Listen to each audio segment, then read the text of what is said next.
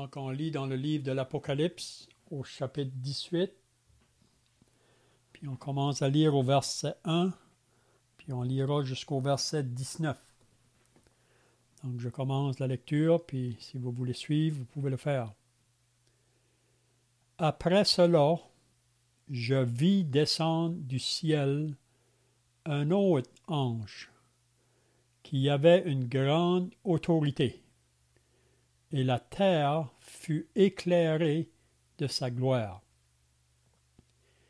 Il cria d'une voix forte, disant, « Elle est tombée, Babylone la grande.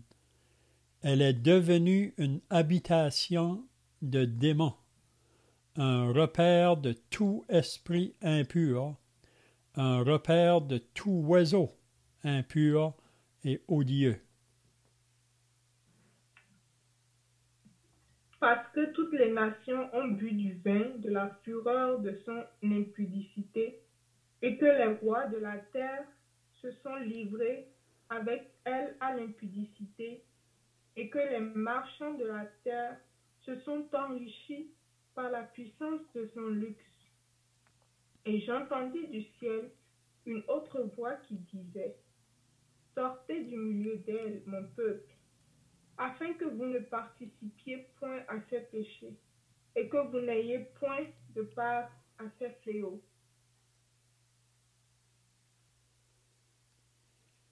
Car ses péchés se sont accumulés jusqu'au ciel, et Dieu s'est souvenu de ses iniquités.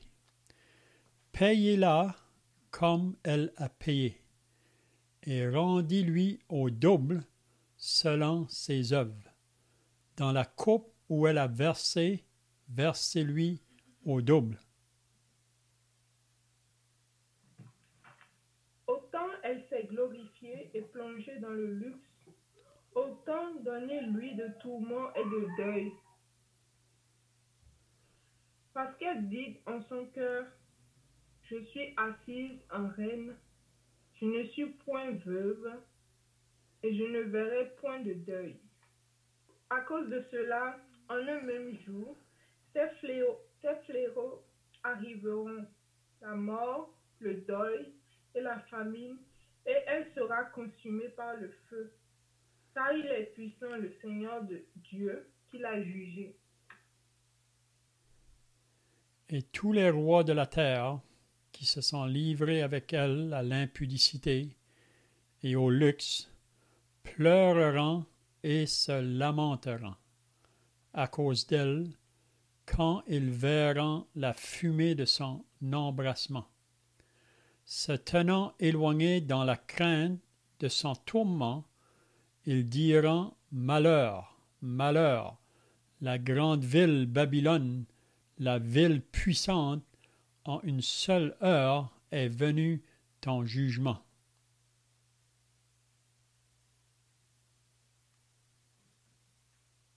Et les marchands de la terre pleurent.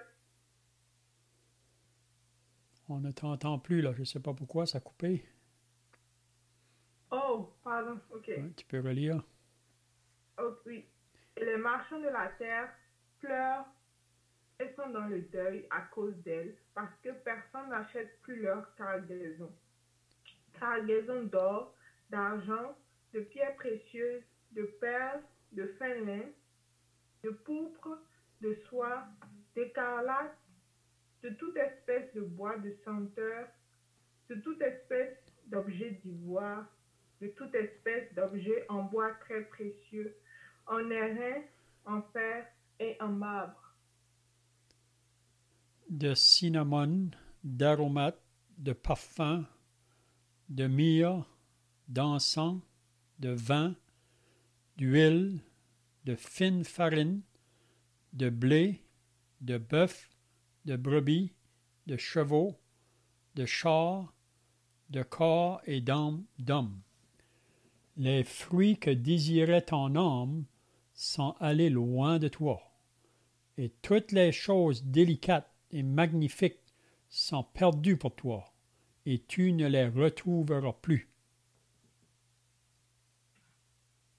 Les marchands de ces choses qui se sont enrichis par elle se tiendront éloignés, dans la crainte de son tourment. Ils pleureront et seront dans le deuil, et diront, malheur, malheur, la grande ville, qui était vêtue de fin lin, de pourpre et d'écarlate, et parée d'or, de pierres précieuses et de perles. En une seule heure, tant de richesses ont été détruites.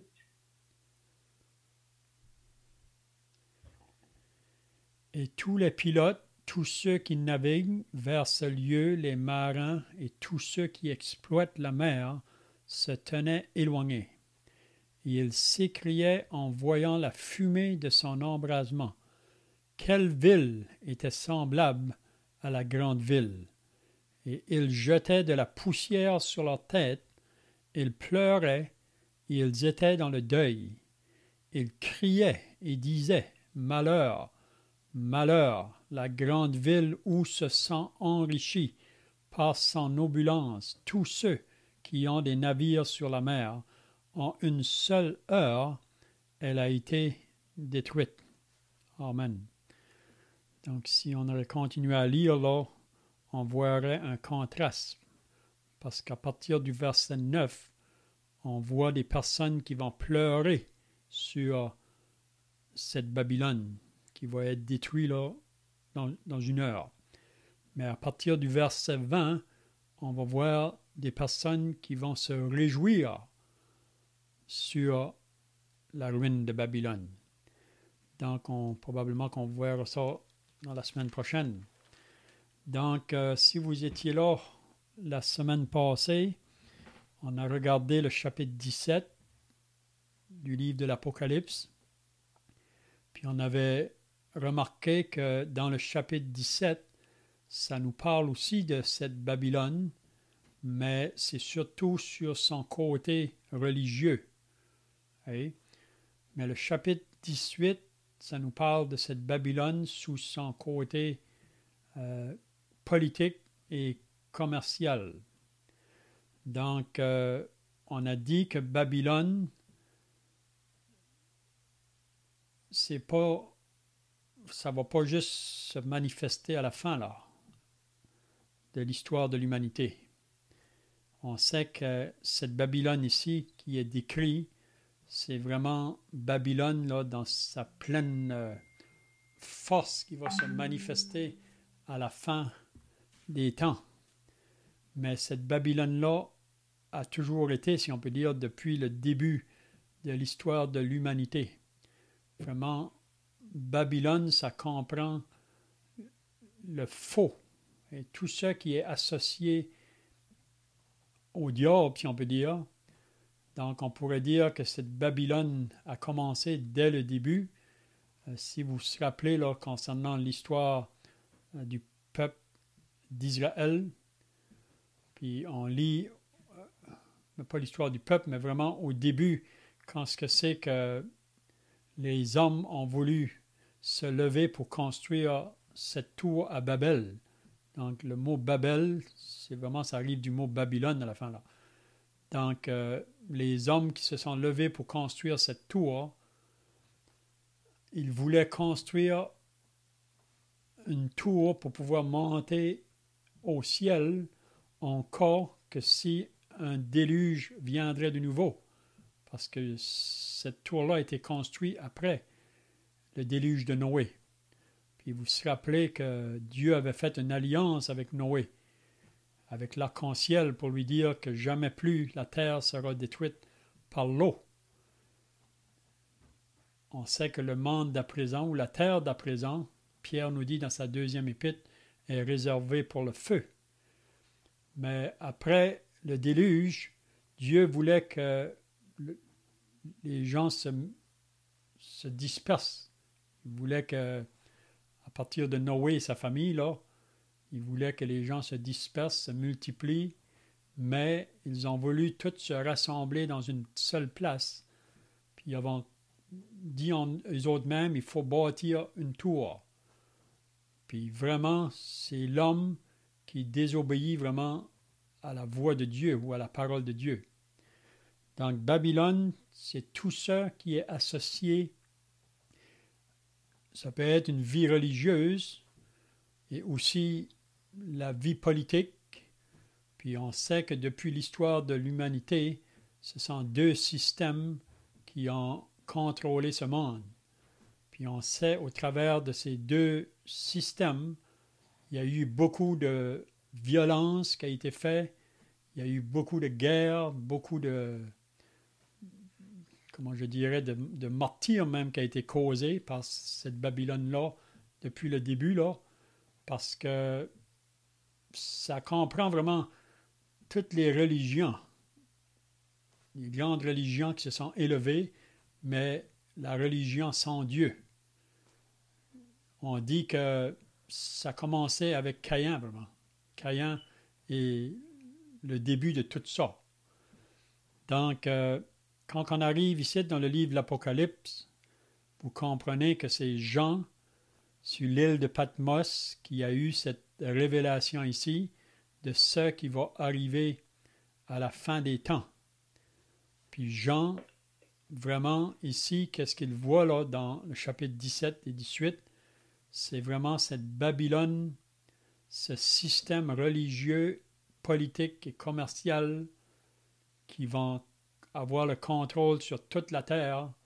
Puis c'est toujours dans le but vraiment, que ce soit du côté religieux ou du côté politique, c'est toujours dans le but du gain, dans le but vraiment de s'enrichir, parce que on vit dans un monde qui a toujours vécu de cette manière-là. Ils pensent que c'est les richesses qui vont nous amener le bonheur, mais c'est faux. C'est une fausse pensée.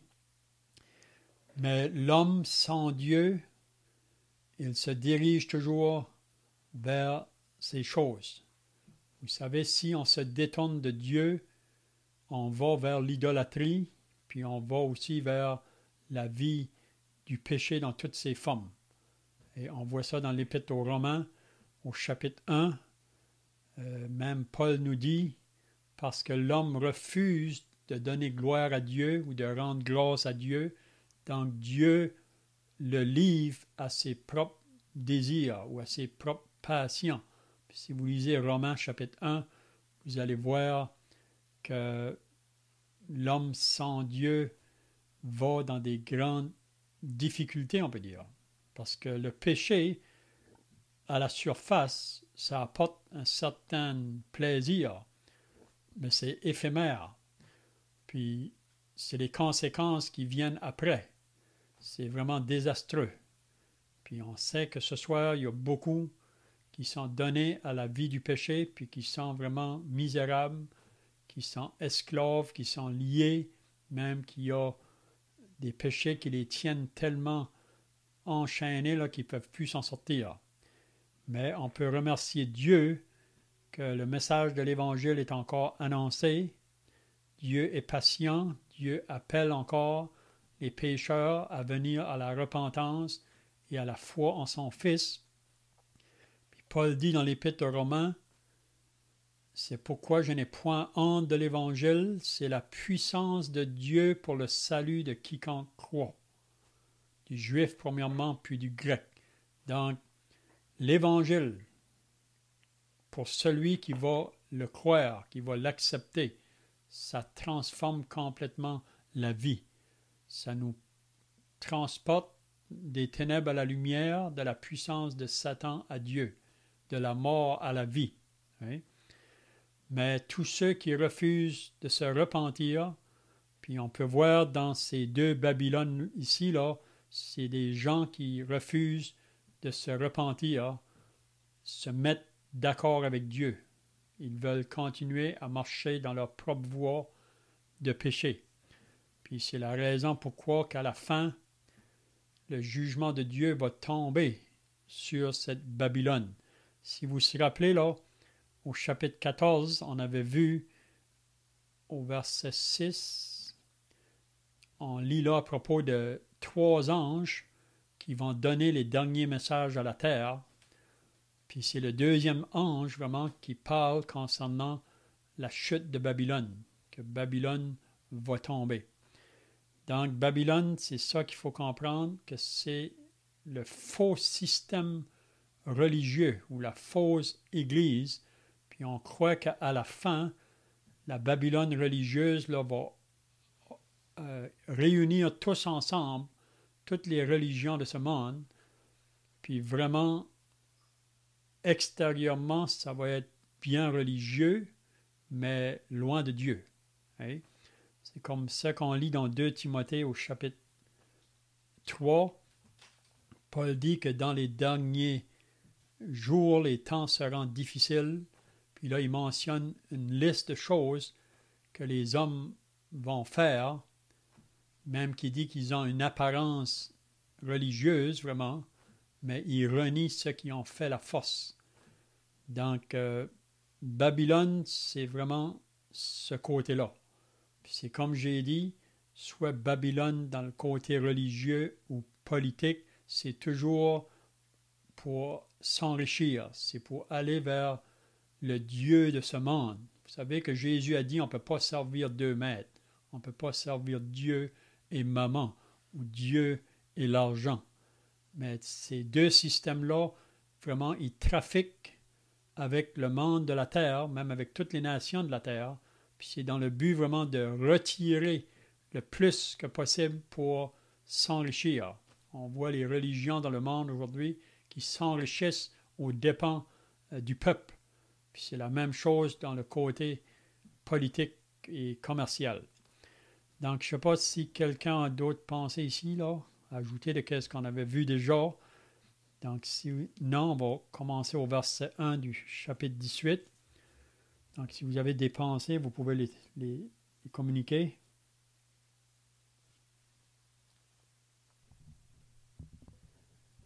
Donc, le verset 1 du chapitre 18, c'est encore Jean qui va dire « Après cela », donc après qu'il a vu la description, là, ou qu'il nous donne la description de la chute de Babylone dans son aspect religieux, là, il nous dit « Après cela, je vis descendre du ciel un autre ange qui avait une grande autorité. Et la terre fut éclairée de sa gloire. » Donc, Jean voit encore un autre ange, ça veut dire un autre de la même sorte. Et ça veut dire que c'est un ange, c'est une créature de Dieu, mais on peut voir ici, par cet ange ici, que c'est un ange très puissant, si on peut dire. Parce que ça dit qu'il y avait une grande autorité, puis on sait que tout ange, s'ils ont une autorité, c'est vraiment Dieu qui leur donne cette autorité-là pour agir, pour intervenir. Puis comme on a dit dans les semaines passées, que dans le livre de l'Apocalypse, où il nous parle du temps de la fin, on voit que Dieu va utiliser beaucoup les anges pour exercer ses jugements. Donc, ici, cet ange ici, ça dit qu'il y a une grande autorité. Puis qu'est-ce qu'il nous dit? Et la terre fut éclairée de sa gloire. Donc, qu'est-ce qu'on peut comprendre ici? Quand il nous dit que la terre fut éclairée de sa gloire. Est-ce que vous avez des pensées là?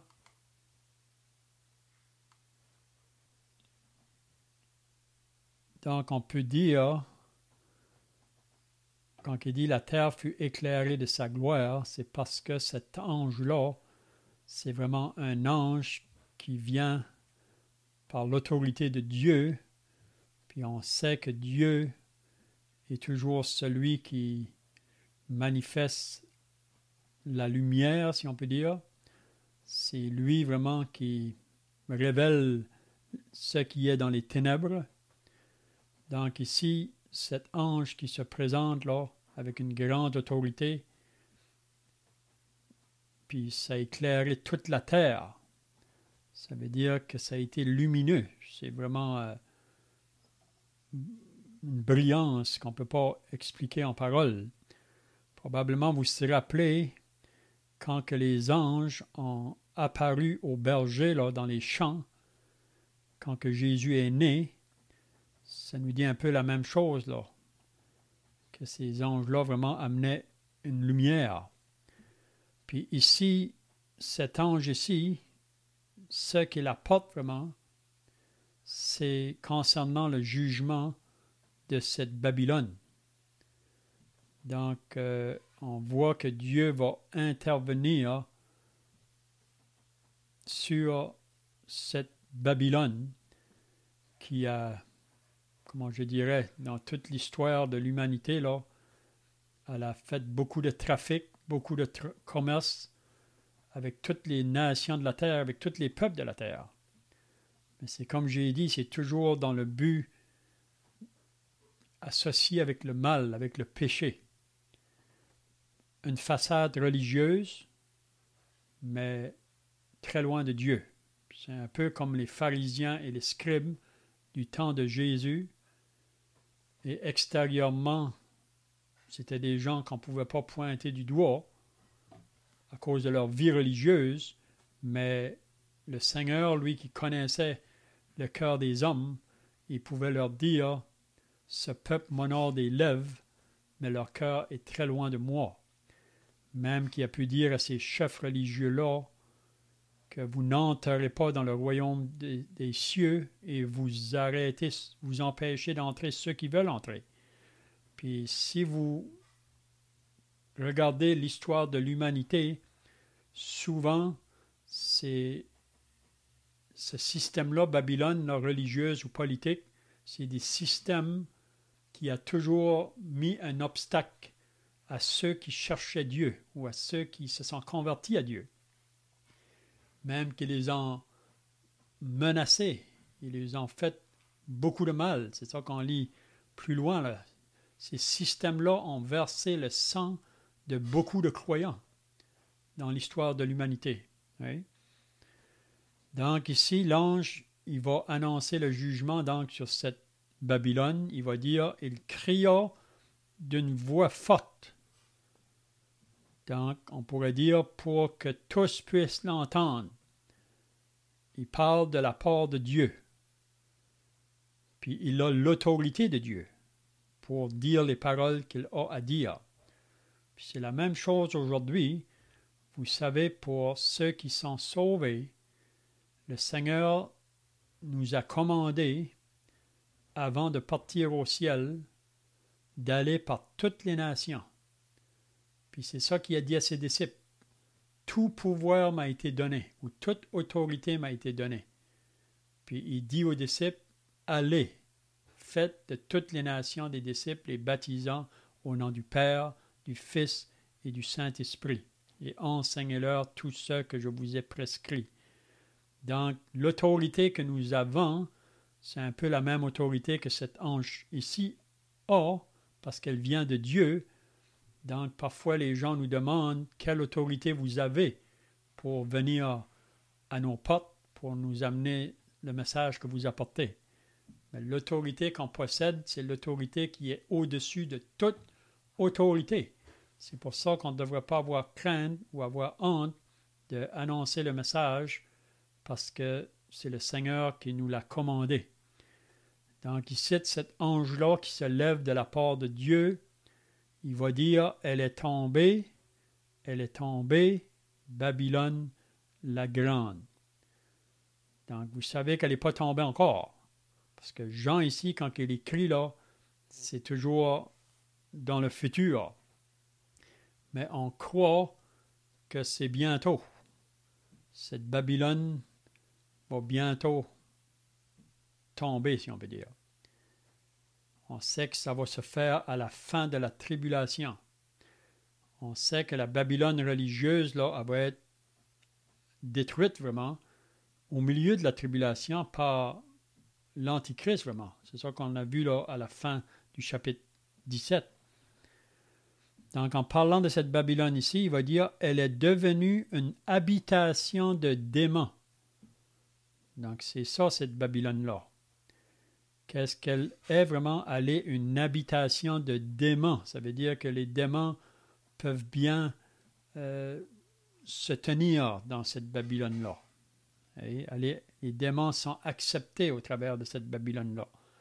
Ça nous dit aussi un repère de tout esprit impur, un repère de tout oiseau impur et odieux. Vous savez, les oiseaux, souvent, dans la parole, ça nous parle du côté du méchant. Vous vous rappelez la semence qui tombe sur le long du chemin, puis les oiseaux viennent, puis ils l'enlèvent. Puis les oiseaux est comparé là au diable. Donc, un repère de tout oiseau impur et odieux. On pourrait dire, dans cette Babylone-là, on peut trouver le mal dans toutes ses formes, parce que c'est sous le contrôle du diable lui-même, puis ses démons. Donc, il y a le mal dans toutes ses formes, mais avec une surface religieuse. Et c'est ça qu'il faut bien comprendre. Il ne faut pas penser qu'après que l'Église va être enlevée, que le monde ne va pas être religieux. Le monde va toujours être religieux, c'est-à-dire en façade, mais dans leur cœur, loin de Dieu. Puis c'est ça que Babylone représente vraiment. Donc, je ne sais pas si vous avez des questions ici, là, ou des choses à ajouter.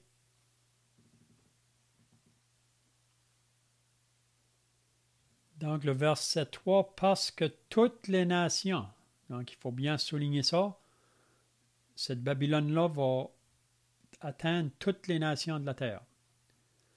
Parce que toutes les nations ont bu du vin de la fureur de son impudicité. Donc, c'est associé vraiment au péché dans toutes ses formes. Vous savez, c'est associé à de l'idolâtrie, à la vie de débauche. Si vous lisez dans le livre d'Ézéchiel au chapitre 8, vous lirez quand que Dieu a emporté Ézéchiel dans le temple, puis il lui a fait voir ce qui se passait là, même avec les chefs religieux qui se faisaient des images de toutes sortes d'idoles, puis qui se prosternaient devant elles. Donc, ici, c'est associé à ça. Et que les rois de la terre se sont livrés avec elle à l'impudicité, et que les marchands de la terre se sont enrichis par la puissance de son luxe. Donc, il y a beaucoup de richesses associées à cette Babylone. Beaucoup de richesses. Puis c'est la raison pourquoi que ça attire tant de personnes. Parce que le monde aujourd'hui, sous la puissance du mal, c'est après ces choses-là qu'il court. Après les richesses, après les biens de la terre. Et en pensant, comme j'ai dit tout à l'heure, que ça peut amener le bonheur. Mais c'est le contraire. Vous savez que Paul nous dit dans l'épître à Timothée que l'amour de l'argent, ce n'est pas l'argent qui est le problème en soi, mais c'est l'amour de l'argent qui a apporté beaucoup de maux. Beaucoup de familles ont été détruites, même des pays qui ont été détruits pour la cause de la richesse. Donc, ils se sont enrichis par la puissance de son luxe. Donc, ça attire. Et le monde veut aller après ces choses-là. Au verset 4, « Et j'entendis du ciel ». Puis ici, c'est bien de souligner qu'est-ce que Jean nous dit ici. Jean a entendu du ciel une voix. Puis qu'est-ce que cette voix-là disait?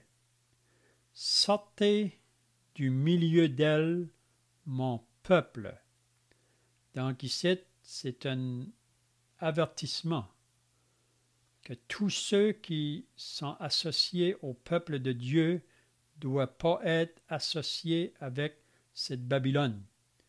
Puis on peut l'appliquer encore pour nous aujourd'hui qui sommes associés au peuple de Dieu. Puis on sait que dans ce temps-là, ça va être dans le temps de la tribulation, mais il y a beaucoup de personnes qui vont se convertir aussi en ce temps-là. Mais tous ceux qui vont être convertis ne devront pas être associés avec cette Babylone. Parce qu'on sait qu'à la tête de cette Babylone, c'est l'Antichrist vraiment. Puis ce sont tous ceux qui vont prendre sa marque, qui pourront acheter ou vendre ou faire du commerce. Mais on sait que ceux qui vont être associés au peuple de Dieu dans ce temps-là seront vraiment persécutés, devront fuir. Mais on croit que Dieu aura une main protectrice sur eux autres, même s'il y en a qui vont mourir à cause de leur foi. Mais on est appelé à sortir du milieu d'elle, mon peuple. Donc, un croyant ne doit pas être associé avec cette Babylone. Si vous voulez, là, on va lire un passage dans 2 Corinthiens 6 pour amener la même pensée.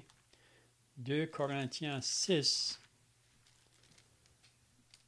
et le verset 14 jusqu'à 18, là, si quelqu'un voudrait le lire.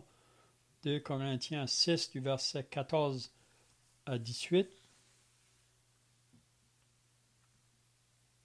Ne vous mettez pas avec les infidèles sous un joug étranger. Car quel rapport y a-t-il entre la justice et l'iniquité? Ou qu'a-t-il de commun entre la lumière et les ténèbres? Quel accord y a-t-il entre Christ et Bélial? Ou quelle part a le fidèle avec l'infidèle? Quel rapport y a-t-il entre le peuple de Dieu et les idoles? Car nous sommes le temple du Dieu vivant. Comme Dieu l'a dit, j'habiterai et je marcherai au milieu d'eux, je serai leur Dieu et ils seront mon peuple. C'est pourquoi, sortez du milieu d'elles et séparez-vous, dit le Seigneur. Ne touchez pas à ce qui est impur et je vous accueillerai. Je serai pour vous un père et vous serez pour moi des fils et des filles, dit le Seigneur Tout-Puissant. Amen. Donc ici, c'est l'apôtre Paul en parlant à ces chrétiens de Corinthe. Il leur enseigne de sortir du milieu des ténèbres, vraiment. On ne doit pas participer aux œuvres des ténèbres. On voit ça même dans Éphésiens au chapitre 5. L'apôtre Paul enseigne encore là les chrétiens à ne pas participer aux œuvres des ténèbres, mais plutôt de les condamner. Mais ça prend vraiment le discernement pour pouvoir discerner là. Puis on sait que c'est seulement les chrétiens, parce que le Saint-Esprit habite en eux, qui leur donne ce discernement-là là, concernant cette Babylone, ou tout ce qui est à la surface religieux, mais qui ne sont pas en contact avec Dieu ou connectés avec Dieu. Donc, il fait bien clair qu'il ne peut pas avoir de rapport entre les deux. Et la justice ou l'iniquité, la lumière, les ténèbres, Christ ou Bélial, il n'y a pas de rapport. Le temple de Dieu et les idoles, il n'y a pas de rapport. Si vous voulez, on va lire dans Jérémie 50 aussi. Jérémie chapitre 50. Juste une partie peut-être là. C'est pour dire que c'est pas d'hier que le jugement sur cette Babylone-là, c'est pas d'aujourd'hui, c'est-à-dire, ça a été annoncé longtemps d'avance. Donc, si quelqu'un voudrait lire à partir du verset 20 de Jérémie 50, on peut lire peut-être juste une partie là.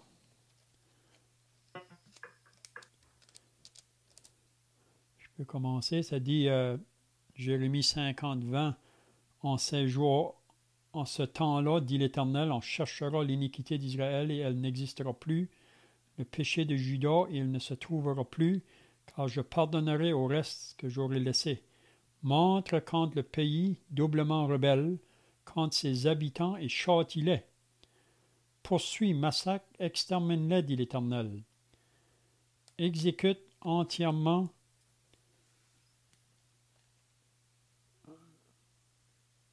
mes ordres.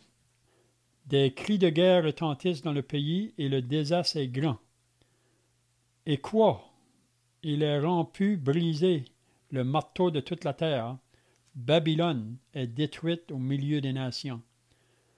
Je t'ai tendu un piège et tu as été prise, Babylone, à l'improviste.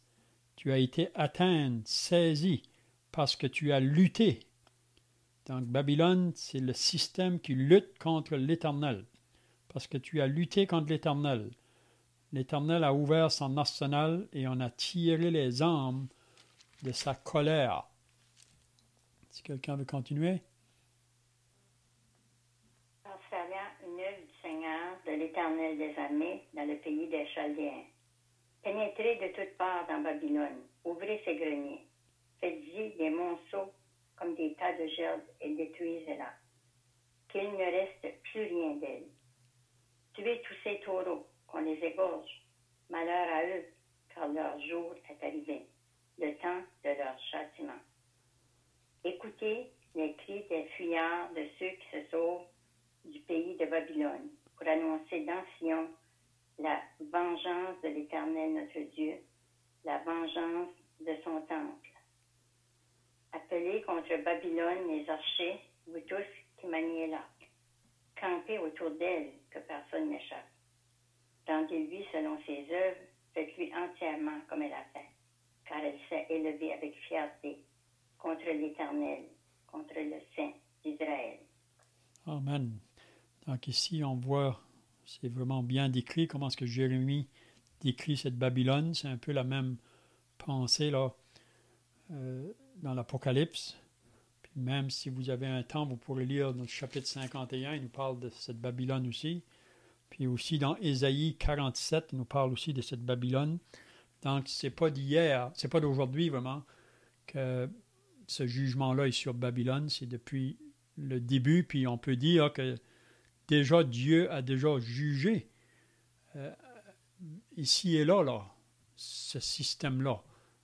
Mais elle est toujours encore vivante. Mais ici, qu'est-ce qu'on voit au chapitre 18? Que quand que cette Babylone ici tombe, elle ne va jamais bien se relever. Elle ne sera jamais relevée de nouveau. Donc, on revient de nouveau donc, au verset 5 de l'Apocalypse 18. Donc là, il y a un appel de sortir du milieu d'elle, mon peuple, afin que vous ne participiez point à ses péchés et que vous n'ayez point part à ses fléaux. Car ces péchés se sont accumulés jusqu'au ciel, et Dieu s'est souvenu de ses iniquités. Donc, rien est caché à la vue de Dieu. Vous savez, les hommes peuvent faire beaucoup de choses qui peuvent paraître bien à la surface, mais Dieu connaît vraiment ce qui est réel dans le cœur des hommes. Donc, le verset 6, « Payez-la comme elle a payé. » Donc, qu'est-ce qu'il nous dit ici, là, vraiment, comme que cette Babylone-là a traité le peuple de Dieu, donc Dieu va la traiter de la même manière. Payez-la comme elle a payé et rendez-lui au double selon ses œuvres. Parce que ses œuvres, c'est les œuvres de ténèbres. Dans la coupe où elle a versé, versez-lui au double. Donc le jugement va être très fort sur cette Babylone. Autant elle s'est glorifiée et plongée dans le luxe. Vous savez, on n'a pas besoin d'aller loin pour voir ça. On peut voir aujourd'hui les religions de ce monde, même concernant le Vatican, c'est des richesses que même des personnes ont été là qui ont été malades à cause des richesses qu'ils peuvent voir associées à ces religions. Autant donnez-lui de tourments et de deuil, parce qu'elle dit en son cœur, donc c'est ça Babylone, c'est la personne, même vous vous rappelez le roi de Babylone, à un moment donné, c'est ça qu'il réclamait là. C'est tout lui qui avait construit ces royaumes, mais on sait que Nebuchadnezzar, le roi de Babylone, si vous lisez dans le livre de Daniel au chapitre 4, c'est un homme qui s'est converti à la fin, le roi de Babylone. Mais il dit, parce qu'elle dit en son cœur, je suis assise en reine, en voulant dire qu'il n'y a pas personne qui peut me déranger de là. Je suis assis en reine, je ne suis point veuve et je ne verrai point de deuil. Donc c'est une fierté vraiment, un orgueil. Puis s'il y a une chose que Dieu haït, c'est vraiment l'orgueil, parce qu'on lit dans Pierre que Dieu résiste à l'orgueil, mais il fait grâce aux hommes. Donc ici, cette Babylone-là, elle s'élève, ça fait penser un peu comme le pharisien dans le temple. À cause de cela, en un même jour, ces fléaux arriveront. Donc, on sait que ça va se faire à la fin de la tribulation, là, mais quand on passe ça à un jour, en cause de cela, en un même jour, ces fléaux arriveront la mort, le deuil et la famine. Et elle sera consumée par le feu, car il est puissant, le Seigneur Dieu qui l'a jugé. Donc le Dieu tout-puissant, le Dieu qui ne peut pas tolérer le mal, le Dieu de lumière, le Dieu en qui les yeux sont trop purs pour voir le mal. Donc, on peut voir que Dieu a été patient jusqu'à ce moment-là. Encore aujourd'hui, il est patient, parce que si Dieu voudrait agir, il pourrait amener son jugement tout de suite, mais il ne le fait pas.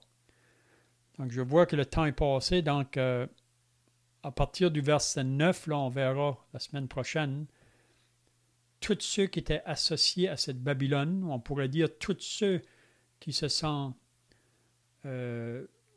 tournés vers l'Antichrist, tous ceux qui ont pris la marque de l'Antichrist, ceux qui sont associés à tout ce système-là, ils vont pleurer et se lamenter quand ce jour-là va prendre place. Donc, à partir du verset 9 jusqu'au verset 19, on voit les personnes qui se lamentent, qui pleurent, parce que cette Babylone-là, dans laquelle ils avaient mis leur confiance, en pensant que c'est elle qui allait les protéger, mais elle va tomber. C'est un peu comme l'Égypte avec Pharaon. Puis on verra aussi après, à partir du verset 20, comme j'ai dit, là on va voir ceux qui vont se réjouir sur la chute de Babylone. Puis c'est ceux qui sont associés avec Dieu. Donc, on verra ça à la fin du chapitre. Donc, je ne sais pas si vous avez des questions pour terminer ou des pensées, là. Si oui, faites-le. Sinon, on va terminer par la prière. C'est bien, on va prier. Notre Dieu et notre Père, nous voulons maintenant terminer par la prière. Nous réalisons, notre Dieu, que tu es le Dieu grand, le Créateur du ciel et de la terre, et qu'un jour, toute personne devra venir devant toi, et tous ceux qui ont refusé de se repentir et de croire en ton Fils auront à connaître ton jugement. On te rend gloire ce soir pour tous ceux qui se sont mis à l'abri, tous ceux qui se sont réfugiés dans la personne de ton Fils, qui l'ont accepté comme leur Sauveur et Seigneur. Et ta parole nous dit qu'ils ne viendront pas en jugement. Donc on te remercie ce soir pour ceux qui sont sauvés, mais on veut te prier que tu vas encore parler à ceux qui nous entourent avant qu'il soit trop tard, parce que nous croyons que ce qu'on vient de lire va bientôt tomber sur cette terre. Donc nous remettons cette lecture devant toi. Bénis chacun au nom du Seigneur Jésus. Amen.